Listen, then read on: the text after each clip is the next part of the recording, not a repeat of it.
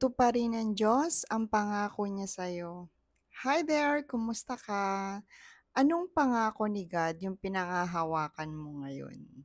Is it a promise of healing, provision, job, restoration, or peace in the storm? Whatever it is, God hears you. God sees you. He is working even when you don't see it. Alam mo ako, napakasimple lang din yung lagi kong pinahahawakan lalo na kapag sobrang down na down ako, tapos parang hindi ko na kontrolado yung sitwasyon o kaya meron akong mga decisions na I need to take a risk. Lagi ko lang sinasabi sa sarili ko yung, "Father God, sabi mo, mahal mo ko, hindi mo ko iiwan, hindi mo ko pababayaan." Kumakalma na ako kapag gano'n na. Kasi nga 'di ba yung mga bata kapag kunwari, nasa ospital sila o kaya umiiyak sila, tapos sasabihin na nung mama nila sa kanila, "Oh, mama is here, don't cry na." At some point, tumitigil yung pag-iyak ng bata, kumakalma yung bata whenever the mother is saying that, "Mama is here."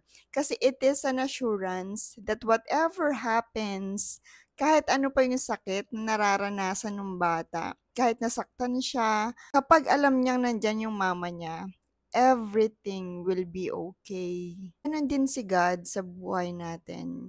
God's promises never fail. Mananatiling tapat, hindi nagbabago ang Diyos sa mga pangakong ibinigay niya sa puso mo.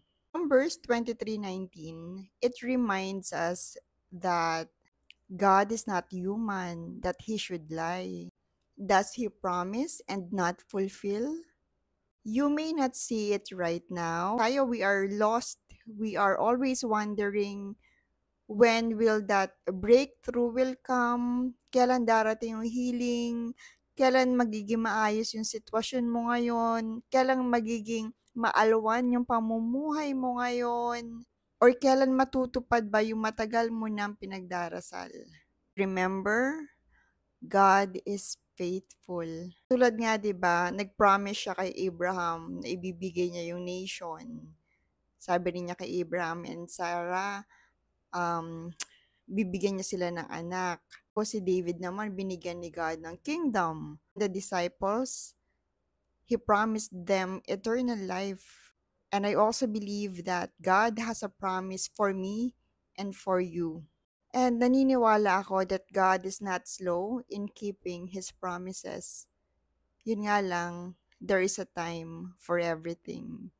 And sometimes God is not changing our situation because He needs to change our heart first. Kaya, kapit lang tayo, dasal pa tayo. God is working behind the scenes. So, what promises are you holding on today? You can comment down below and together we will pray for it. Together, in His perfect timing, we will all see those promises come to pass. God will fulfill it. May ginagawang kamangha-manghang bagay ang Diyos sa sitwasyon mo ngayon.